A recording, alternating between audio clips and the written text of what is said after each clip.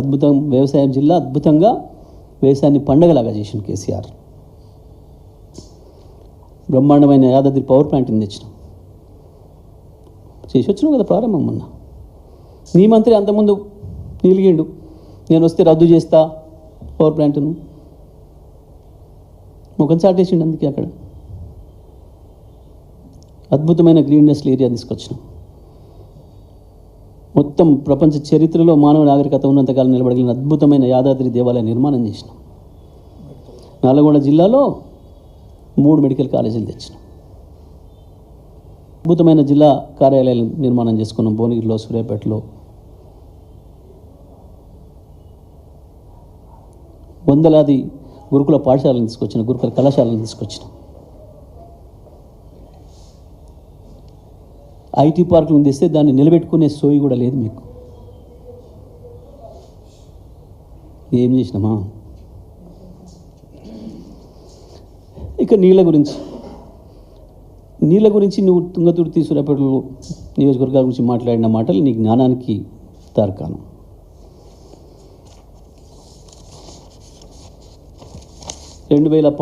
అక్టోబర్లో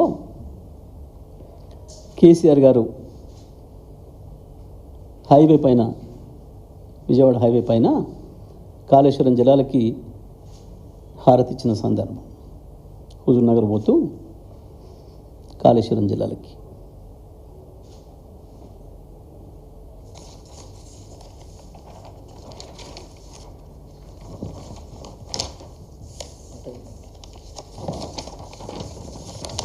కేసీఆర్ గారు పువ్వులు చల్లుతున్న సందర్భం ఇది 2019. ఆ తర్వాత నా సూర్యాపేట జిల్లా ప్రజలు 70 కిలోమీటర్ల పొడవున కాలువ పైన 1,00,000 జలహారతి, కాళేశ్వరం జలాలకు 1,00,000 జన హారతి కార్యక్రమం ఏ రకంగా హారతి పట్టినరో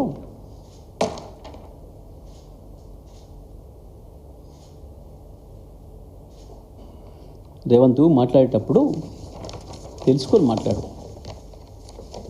నీ గౌరవాన్ని నువ్వే తీసుకుంటున్నావు, ఎవడు తీయడు. ఇప్పుడు నేను వాస్తవాలు మాత్రమే చూపించిన ఇవన్నీ. వరుసగా 4 సంవత్సరాలు అద్భుతమైన పంటలు పండించుకుంటే మళ్ళీ ఎండబెట్టినావు కదా, ఎండిపోయిన ఫోటోలు. 2 పంటలు ఎండబెట్టినావు. నీ దుర్మార్గపు రాజకీయాల వల్ల కాళేశ్వరం కూలిందని, కాళేశ్వరం ఏదో అయిందని, కొట్టుకపోయిందని చెప్పి అబద్ధాలు చెప్పి కాళేశ్వరం పంపులు ఆన్ చేయకుండా దుర్మార్గంగా 2 పంటలు ఎండబెట్టి ఇవాళ నిస్సిగ్గుగా అబద్ధాలు మాట్లాడుతున్నావు. ఆగమాగం చేసినావు కదా రైతు వ్యవసాయాన్ని ఈ రాష్ట్రంలో. ఏంది గొప్పలు చెప్పుకుంటున్నావు? ఏందో 9,000 కోట్లు వేసినా అని బిడ్డ, 27,000 కోట్లు నువ్వు బాకీ రైతాంగానికి, తెలంగాణ రైతాంగానికి.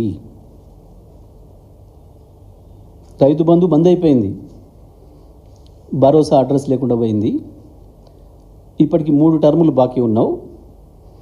నువ్వు ఇవాళ వేసింది, ఎన్నికల కొరకు వేసిన రైతు బంధు 9,000 కోట్లు పోయిన సంవత్సరం. ఇవి తెలంగాణ రైతులోకం కూడా గుర్తుపెట్టుకోవాలి. మనకున్న బాకీ ఇంకా 19,655 కోట్లు. రేవంత్ రెడ్డి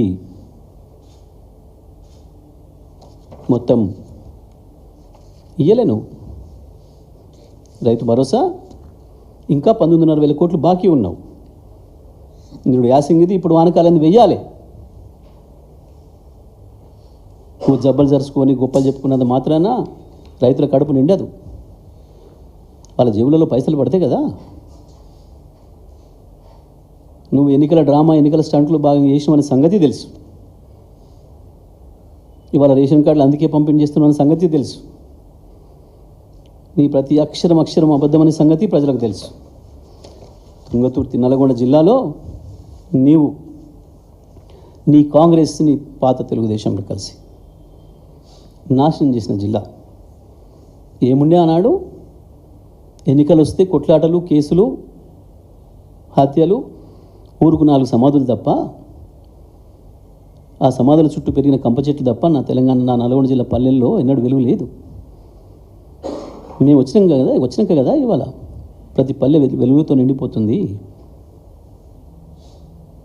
10 సంవత్సరాల కాలంలో ఒక్కటంటే ఒక్క రాజకీయ కేసు, ఒకరినొకరు చెంప దెబ్బ కొట్టుకున్న సందర్భం ఉన్నదా? దుర్మార్గంగా ఇవాళ నీ ఫ్రాక్షన్ రాజకీయాలతో నీ పార్టీలనే తన్నుకుంటున్నారు. ఈ సంస్కృతి ఆనాడుంది. నీ పార్టీలోనే ఒకరిని కూడా చంపుకునేది, కొట్టుకునేది, తన్నుకొని కేసులు పెట్టుకుంది. ఎమ్మెల్యేలతో సహా వేదికల మీదనే తన్నుకున్నది.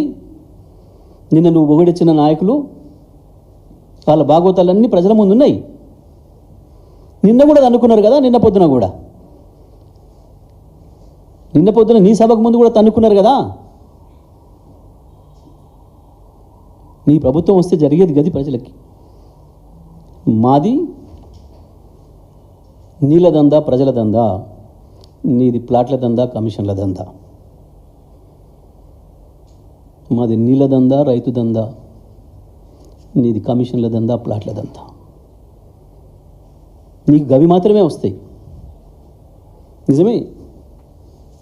మా వాళ్ళు ఫోన్లు చేసి, సార్ వచ్చి గమ్మత్తుగా మాట్లాడిపోయిండు. అప్పుడు ఎందుకంటే మన ఊర్లల్లో వీధి భాగవతాలు చెప్పేటప్పుడు రామాయణాలు, మహాభారతాలు మా ప్రాంతంలో ప్రజలకు చూపించడం బాగా అలవాటు. అంటే మన సాంస్కృతిక వారసత్వాన్ని చెప్పడానికి, ప్రజల్లో లైవ్గా ఉంచడానికి ఆ కాలంలో అవి ఎన్నుకునేది.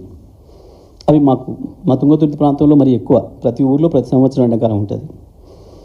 దాంట్లో అప్పుడప్పుడు మధ్యన ఏదైనా పాత్ర కొంచెం బోర్ కొడుతుంది, నిద్రపోతున్నారు ఎదురుగుండాలి అనుకున్నప్పుడు మధ్యన ఒకడు వస్తాడు.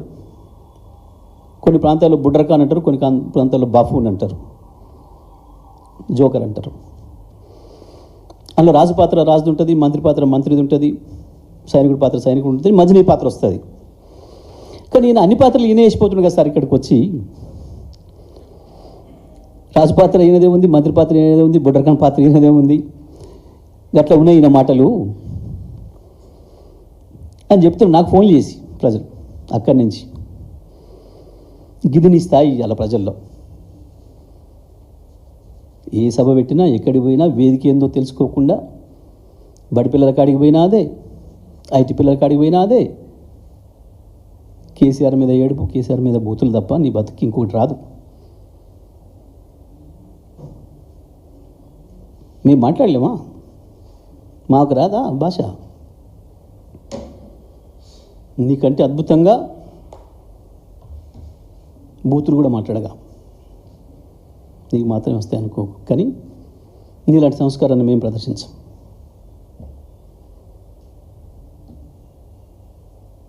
ఎందుకు ఈ అబద్ధాలు? ఏం తెచ్చినావు? నీళ్ళు తెచ్చినావా? 3 రోజుల్లో ఇస్తావా? ఒకడేం దేవాదుల నుంచి ఇస్తా అంటాడు. ఓ మతి లేని మంత్రి నీళ్ళకి ఇచ్చిండ్రు. మతి లేదు, శుతి లేదు, ఒక్కరికి సోయి లేదు. మంత్రివర్గం మంత్రి నుంచి మొదలు పెడితే మంత్రిని పెద్దపల్లి, రామగుండం, హుజూరాబాద్, ఉమ్మడి వరంగల్ జిల్లా, ఉమ్మడి నల్గొండ జిల్లా కనుక నీళ్ళు ఇస్తే కదా. కేసీఆర్ వచ్చి నీళ్ళు ఇచ్చినాకనే కదా బతికింది. మరొక వైపు మల్లన్న సాగర్, కొండపోచమ్మ, బసవాపూర్ వరకు నీళ్ళు ఇస్తే కదా వ్యవసాయం పెరిగింది. 10 ఏళ్ళు ఏం చేసినావు? ఇవాళ 3 రోజులు ఇస్తానంటూ మాట్లాడుతున్నావు. నీ అజ్ఞానం. గత 5 సంవత్సరాలు